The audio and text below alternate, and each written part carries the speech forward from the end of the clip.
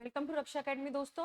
रट्टा मार सीरीज के हम अपने अगले टॉपिक पे चलते हैं, जहाँ पे हमने उठाया है क्या, पोषण। ठीक, पोषण के साथ कुपोषण भी देखेंगे, भाई पोषक तत्व भी देखेंगे, वाइटामिन्स के बारे में भी पढ़ेंगे। क्लियर है? कार्बोहाइड्रेट, प्रोटीन, वसा, इन सब का क्या हमारे शरीर में उपयोगिता है, किस तरीके से ये कार्य करते हैं, हम इस बारे में भी बात करेंगे। आप यहाँ से देखेंगे तो यहाँ से क्वेश्चन बहुत ज्यादा डायरेक्ट नहीं बनते हैं, डायरेक्ट क्वेश्चन नहीं बनते हैं। ज्यादातर क्वेश्चन कैसे बनते हैं कि भाई कार्बोहाइड्रेट का फॉर्मूला अगर CHO है तो इसमें अनुपात क्या है। क्लियर? या कितने प्रकार के प्रोटीन होते हैं, प्रोटीन है ना, या अगर ग्लूकोज शर्करा होती है वही कितने प्रकार की होती है, कार्बोहाइड्रेट में और क्या क्या प्रकार होते हैं। ये सारे क्वेश्चन जो है हमको बनते हैं। तो यहाँ पे सब्जेक्ट से ज्यादा जो एग्जाम्पल्स होंगे वो इंपॉर्टेंट हो जाते हैं। क्लियर? चलिए, तो पहले पोषण क्या, वह संपूर्ण प्रक्रिया जिसके द्वारा जीवित जंतु भोजन प्राप्त करते हैं और उस भोजन से ऊर्जा प्राप्त करते हैं, वह क्या है, पोषण। जंतु पोषण 3 प्रकार का होता है। पूर्ण भोजी, ठीक, इसमें जीव पोषक पदार्थों को ग्रहण करके उसे पचाकर क्या करते हैं, अवशोषित कर लेते हैं। क्लियर? ये कितने प्रकार का है, 4 प्रकार। क्या भाई, शाकाहारी, भाई जो क्या खा रहा है, पेड़ पौधे खा रहा है, दूसरों को जिंदा रहने दे रहा है, खुद भी जिंदा है। ठीक है?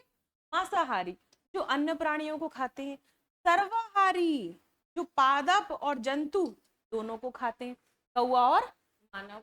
अपमार्जक कौन, वह प्राणी जो मृत जंतुओं से भोजन प्राप्त करते हैं, जैसे कि चींटी या गिद्धिया, उनकी जिसको बोला वल्चर। आपने देखा होगा अगर कोई कीड़ा मर जाए, कोई इंसेक्ट मर जाए, तो उसकी बॉडी अगर डली हुई है तो चींटियां वहां पे घेरा लगा लेती हैं। क्लियर है? परजीवी, पैरासाइट। पैरासाइट क्या, पैरासाइट वो जो किसी अन्य पर डिपेंड रहते। आप बहुत बेसिक सा मतलब समझो, पैरासाइट वो जो किसी अन्य पर डिपेंड रहते, लाइक हम अपने माँ बाप पर डिपेंड है। क्लियर है ना? खाना पानी रहना हर चीजों के लिए किस पे डिपेंड है, माता पिता पे डिपेंड। तो परजीवी क्या, पैरासाइट क्या, एक जंतु अपने भोजन के लिए दूसरे जंतु से प्राप्त करता है, उसे परजीवी पोषण कहते हैं। जैसे कि मच्छर, जूं और गोलकृमि। आप मच्छर देखेंगे हमारे खून पे डिपेंड करते हैं, जूं क्या करता है, हमारे सर पे रह के अपना पोषण लेता है। मृतोपजीवी, जंतु अपना भोजन सड़े गले मृत पदार्थों से तरल कार्बनिक पदार्थों के रूप में लेता है, उसे मृतोपजीवी पोषण कहते हैं। जैसे कवक, फंगाई और जीवाणु। आप देखेंगे, अगर आपने अपने घर में देखा होगा, अगर कोई ब्रेड फाइन ऐसे रखी हुई है, कोई खाना रखा हुआ है जिसको नहीं फेंका गया या यूज नहीं किया, कुछ दिनों में, 2 से 4 दिनों में उसमें क्या लगता है, फंगस लगना शुरू हो जाता है, अगर वो फ्रिज में नहीं रखा गया या तापमान उच्च में रख दिया गया। तो वो किससे पोषण प्राप्त कर रहे हैं, सड़े गले पदार्थों से। क्लियर है? अब पादप पोषण, जब पादप पोषण की बात आती है तो सबसे पहले बात आ जाती है प्रकाश संश्लेषण की। किसकी बात आ जाती है, प्रकाश संश्लेषण। क्लियर है? चलिए, एक है स्वपोषी, जिसमें क्या, प्रकाश संश्लेषण, जैसे कि हरे पौधे और शैवाल। आप यहाँ याद रखेंगे इस उदाहरण में, शैवाल स्वपोषी है, यह प्रकाश संश्लेषण के द्वारा पोषण प्राप्त कर सकते हैं। क्लियर? अब इसमें भी कौन सा, प्रकाश स्वपोषण और रासायनिक स्वपोषण। क्लियर है? अब बात कर लेते हैं विषम पोषी पोषण की। स्वयं भोजन निर्माण नहीं कर सकते, यानी कि क्या नहीं कर सकते, फोटोसिंथेसिस, प्रकाश संश्लेषण नहीं कर सकने वाले जो पौधे होते हैं वह क्या, किसमें आते हैं, विषम पोषी पौधे। जैसे क्या, परजीवी पौधे, अमरबेल और एफ्लीशिया। आपने अमरबेल देखा होगा, दूसरे पेड़ पे टंग जाएगा। क्लियर है? प्रतोपजीवी, माइकोराजा या अन्य कवक, फंगाई, है ना, कीटभक्षी, यूट्रिकलेरिया या घटपर्णी, जिसको हम पिचर प्लांट बोलते हैं, घटपर्णी। आपने देखा होगा घटपर्णी के पास कोई ऐसा मुंह बंद रहता है, और जैसे कोई कीड़ा है अपना मुंह बंद, उसको अंदर करके मुंह बंद कर लेता है। क्लियर? और बहुत बड़े बड़े होते हैं यह कीटभक्षी पौधे, बड़े बड़े घने घने जंगलों में काफी सारे पौधों की विविधताएं जो है देखी गई हैं। क्लियर है?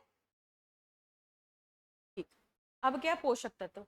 पोषक तत्व आप बहुत बेसिक भाषा में अगर समझेंगे तो वह पदार्थ जिसके द्वारा हमें ऊर्जा प्राप्त होती है और हमारी शारीरिक वृद्धि और मरम्मत दोनों होती है। क्लियर है?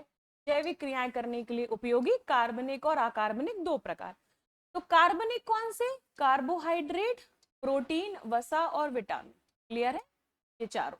अकार्बनिक लोहा, iodine, copper, calcium, sodium, potassium. Clear है? पर आप इसमें एक बात देखेंगे कि इन्हीं की मात्रा हमें थोड़ी सी ज्यादा चाहिए होती है, इन्हीं की मात्रा हमें थोड़ी सी कम, इनके मुकाबले कम चाहिए होती है। क्लियर है? पर दोनों की मात्राएं जो हैं एक बेसिक लेवल पर होनी चाहिए, ना बहुत ज्यादा ना बहुत ज्यादा। क्लियर? अब कार्बोहाइड्रेट CHO, तो 1:2:1, तो C6H12O6। क्लियर है? यह क्या करता है? त्वरित ऊर्जा प्रदान करता है।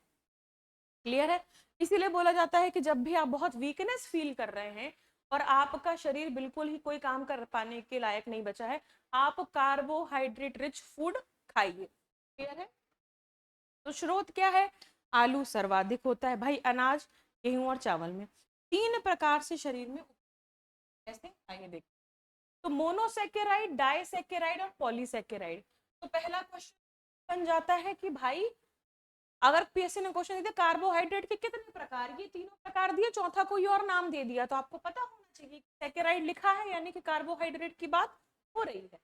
मोनोसेकेराइड, डाइसेकेराइड और पॉलीसेकेराइड। यह कार्बोहाइड्रेट का सरलतम रूप है, ग्लूकोज, फ्रक्टोज और लैक्टोज। क्लियर? अब डाइसेकेराइड, डाई यानी कि दो, तो दो मोनोसेकेराइड जुड़ गए तो डाइसेकेराइड बन गया। क्लियर है? तो मोनोसेकेराइड की 2 यूनिट, तो ये याद कर लेंगे। क्लियर है? तो फ्रक्टोज और ग्लूकोज मिलकर क्या बना? फ्रक्टोज और ग्लूकोज मिलकर क्या बना? Sucrose. Clear? Glucose plus glucose बना माल्टोज और ग्लूकोज प्लस ग्लैक्टोज बना लैक्टोज। क्लियर? बोला जाता है ना मैं लैक्टोज इंटॉलरेंस हूं। क्लियर है? यानी कि क्या है आप लैक्टोज इंटॉलरेंस का मतलब क्या? दूध और दूध से बने प्रोडक्ट यूज करने में हमें समस्या होती है, वह हम पाचन नहीं कर पाते। क्लियर? तो यहाँ क्या बना? फ्रक्टोज प्लस ग्लूकोज क्या बन गया? Sucrose, F+G, S। Glucose plus glucose maltose, CGM। Clear? Glucose और ग्लैक्टोज, यहाँ पे हम Gl लिख लेते हैं, ठीक है, और क्या बन गया? Lactose, GLL। क्लियर? तो SML, fructose, glucose, sucrose, glucose, glucose maltose, glucose, galactose, lactose. Clear है? याद हो गया? बहुत बढ़िया। चलिए आगे बढ़ते। अब पॉलीसेकेराइड क्या? भाई मोनोसेकेराइड की बहुत सारी यूनिट्स आपस में जुड़ी, तो पॉलीसेकेराइड तो स्टार्च, सेल्यूलोज और गोंद, ये क्या है? पॉलीसेकेराइड। क्लियर है? आगे बढ़ते हैं। प्रोटीन अमीनो अम्ल से मिलकर बने हैं। पहली चीज तो ये, अमीनो अम्लों की संख्या कितनी होती है? 20 होती है, जिसमें 10 शरीर द्वारा और 10 भोजन से प्राप्त होते हैं। शोध द्वारा 2 नए प्रकार खोजे गए हैं, कुल संख्या 22 भी मानी जा रही है। आप संख्या में मत देखिए, आप बस ये देखिए कि प्रोटीन अमीनो अम्लों से मिलकर बना हुआ है, यानी कि प्रोटीन में क्या पाया जाता है? Amino acid. प्रोटीन के कार्य क्या है भाई? नई कोशिकाओं का निर्माण करना, शरीर की संरचना के निर्माण में सहायक होना। भाई मरम्मत का काम, हाँ, ठीक करने का काम, नई कोशिकाओं के निर्माण का काम कौन करेगा? प्रोटीन करेगा। रिच फूड क्या? सोयाबीन, हमारा मध्य प्रदेश तो वैसे भी सोया स्टेट कहलाता है। दलहन, मछली, मूंगफली और अंडा। क्लियर है? आगे बढ़ते। अब कमी से रोग क्या? कि भाई मरासमस और क्वाशियोरकर। मरासमस क्या? बच्चे में यह 1.5 वर्ष के पहले होता है, प्रोटीन और वसा कैलोरी दोनों की कमी हो जाती है, और क्वाशियोरकर 1.5 वर्ष के बाद होता है। क्लियर? तो आप देखेंगे दोनों प्रोटीन से कमी से होने वाले रोग है भाई, ये पहले होता है और यह बाद में होता है। क्लियर है? तो हमें किस चीज का ध्यान रखना है? हमें इसमें क्या देखना है कि हमें क्या देखना है? वर्ष देखना है। क्लियर है? वर्ष का ध्यान रखना। चलिए आगे बढ़ते हैं। प्रोटीन के प्रकार, पहले आ जाएंगे साधारण प्रोटीन, सिंपल प्रोटीन जो केवल अमीनो अम्ल से बने होंगे, फाइब्रिन, ग्लोबिन और सिल। कॉम्प्लेक्स अमीनो एसिड और प्लस मिनरल से मिलके बनेंगे तो क्या? हीमोग्लोबिन, हिम यानी कि खनिज, ग्लोबिन यानी कि क्या? अमीनो एसिड, अभी हमने देखा। तो हीमोग्लोबिन कहाँ पाया जाता है? रक्त में पाया जाता है। क्लियर है? यह रक्त में रक्त में क्या है, खनिजों का, है ना, हमारी जो श्वसन तंत्र है उसमें बोलना चाहिए ऑक्सीजन ले जाने का काम कौन करता है, हीमोग्लोबिन करता है। हीमोग्लोबिन की कमी के ही कारण क्या बोला जाता है कि आप एनीमिक हैं, आप में खून की कमी है। क्लियर। अब ड्राइव्ड प्रोटीन, ऐसे प्रोटीन साधारण प्रोटीन के विघटन से बनते हैं। क्लियर। फाइब्रिन के विघटन से फाइब्रोनोजिन बनता है, थ्रोम्बिन के विघटन से प्रोथ्रोम्बिन बनता है। आपने जब रक्त का थक्का बनने के प्रोसेस देखी होगी, उसमें फॉर्मूले देखे होंगे, वहां पे आपने प्रोथ्रोम्बिन और फाइब्रोनोजिन का नाम देखा होगा। क्लियर है। अब आ जाते हैं वसा।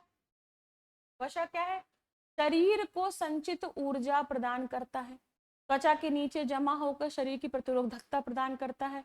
बीमार जब होते हैं तो सबसे पहले वसा का उपयोग होता है। यहाँ पे डबल स्टार बनाएंगे।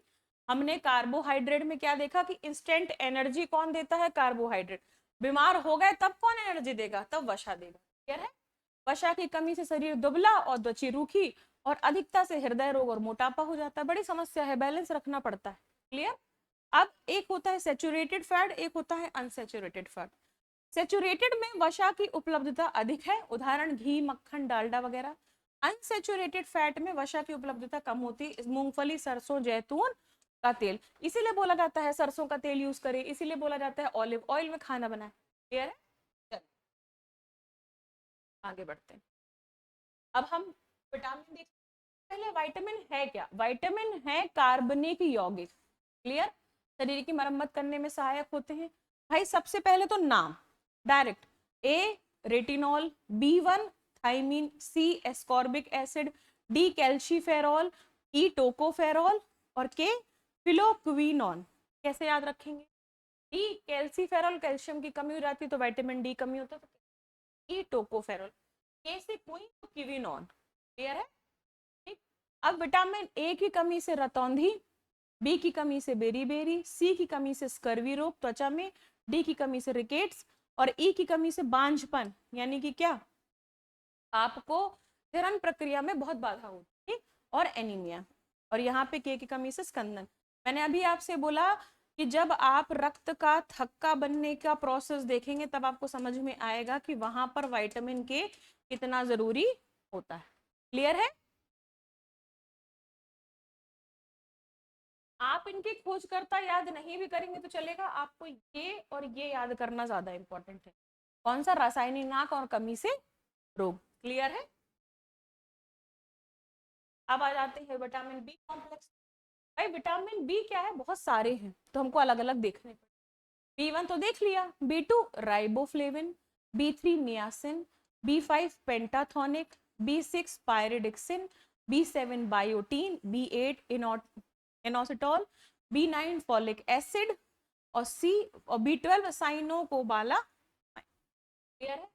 अब देखेंगे कि इसमें कुछ ऐसे चीजें हैं जो बड़ी इंपॉर्टेंट है। पहले क्या कि भाई बालों का सफेद हो रहे हैं अगर, तो विटामिन बी फाइव की कमी है। रात के सपने याद नहीं रहते, आपने कई लोगों को देखा होगा, बोले होंगे मैंने रात को सपना तो देखा था यार, याद नहीं क्या देख लिया, है ना। तो पायरोडिक्सिन यानी कि विटामिन बी सिक्स की कमी है। बिना शरीर में दर्द रहना, बिना वजह शरीर में दर्द रहना, विटामिन बी ट्वेल्व। क्लियर है। चलिए अब है क्या, दीर्घ मात्रिक तत्व। अच्छा आपने देखा, दूध, पनीर, दूध, दूध, जब आप लैक्टोज इंटॉलरेंस होते हैं तब ज्यादा समस्याएं होती हैं। क्यों, तब आप डेयरी प्रोडक्ट्स नहीं ले सकते, डायरेक्ट डेयरी भी नहीं ले सकते, डेयरी से बने हुए प्रोडक्ट्स भी नहीं खा सकते। उस समय पर आपका जो एक बोलना चाहिए पोषण है वह कैसे होगा, इसीलिए मल्टीपल ऑप्शन और जनरेट किए गए, जैसे क्या, सोया मिल्क, कई लोग बादाम के थ्रू भी दूध बनाते हैं उसको पीते हैं, तो उसके द्वारा इस कमी को पूरा किया जाता है। चलिए अब है शरीर में आवश्यक तत्व। दो प्रकार हैं, एक है दीर्घ मात्रक तत्व और एक है लघु मात्रक तत्व। तो भाई इनकी आवश्यकता अधिक, इनकी आवश्यकता कम। भाई इनकी आवश्यकता मैंने आपको पहले बताया था, इनकी आवश्यकता ज्यादा है, और खनिज पदार्थ विटामिन की आवश्यकता इनके मुकाबले कम है पर जरूरत है। क्लियर। अब कैलोरी और कार्य क्षमता के हिसाब से ये है। क्लियर है। भाई 4 घंटे प्रतिदिन काम कर रहे हो तो पुरुषों को 2000 कैलोरी, महिलाओं को ज्यादा 2100। 8 घंटे काम कर रहे हो तो यहाँ 3000, यहाँ 2500। 12 घंटे काम कर रहे हो तो यहाँ 3600 और यहाँ 3000। क्लियर। काम बोला जा रहा है, बैठे बैठे टेबल में मरे हुए पढ़ने को काम नहीं बोला जा रहा है। क्लियर है?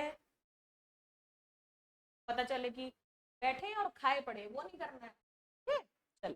शरीर के लिए आवश्यक संतुलन, संतुलित आहार लंबे समय तक नहीं मिलना क्या हो जाएगा? कुपोषण हो जाएगा। क्या होगा भाई? बच्चों महिलाओं में रोग प्रतिरोधक क्षमता और कम हो जाएगी। कुपोषण 4 रूप से प्रकट हो, पहले इसको देखते हैं कैसे। भाई पहले तो एक होता है वेस्टिंग, ऊंचाई वजन के हिसाब से कम है, लंबाई उम्र के हिसाब से भी कम है, अल्प पोषण है यानी कि भोजन में अपर्याप्त कैलोरी है, बाल मृत्यु दर 5 वर्ष से कम आयु के बच्चों की मृत्यु कुपोषण से ज्यादा होती है। आपने कई बच्चों को ऐसे देखा होगा कि उनका पेट बहुत ज्यादा बाहर निकला हुआ है, हाथ पैर एकदम दुबले हैं, मुंह बिल्कुल छोटा है, वह माल न्यूट्रिशन के बहुत भयंकर तरीके से शिकार है। समझ गए? इसीलिए हमारे भारत में एक पहल जाएगी जिसको बोला गया फूड सिक्योरिटी एक्ट 2013, सभी को खाना उपलब्ध हो। कहीं ना कहीं ये सब चीजें आपस में क्या थी? जुड़ी हुई थी। क्लियर है? कुपोषण के लक्षण क्या है भाई? शरीर की वृद्धि रुक जाएगी, लंबाई भी रुक जाएगी, मांसपेशियां ढीली हो जाएंगी या तो सिकड़ जाएंगी, थकान होगी, काम नहीं कर पाएंगे, शरीर का वजन कम हो जाएगा, कमजोरी, झुर्रियां, युक्त पीले रंग की त्वचा, मन में उत्साह का अभाव, चिड़चिड़ापन और घबराहट होना। आप देखेंगे कि कभी कभी पढ़ते हुए आपको बहुत चिड़चिड़ापन और घबराहट हो रही है, तो it is not because about कि आप एग्जाम के लिए बहुत डर रहे हो। कई बार ऐसा भी होता है कि आप उस समय पर अपने खाने पीने पर बहुत ज्यादा ध्यान नहीं दे पा रहे, तब भी आपको ये सब चीजें होती हैं। हार्मोन इम्बैलेंस भी होता है, बाल रूखे और चमक रहित होना, आंखें धसी हुई होना, पाचन क्रिया का क्लियर है? चलिए रट्टा मार से रणनीति बैच और टेस्ट सीरीज, आप लोग अब क्या करना है? टेस्ट सीरीज लगाते जाना है। रट्टा मार का सारा पीडीएफ आपको निकाल के, मैंने आपसे हर क्लास में शुरू से बोला है, क्लास का निकाल के क्या करना है? प्रिंट आउट करा के उसको रिवीजन मोड पे अब डाल देना है। क्लियर है? मिलते हैं अगली क्लास में। जय हिंद, जय भारत।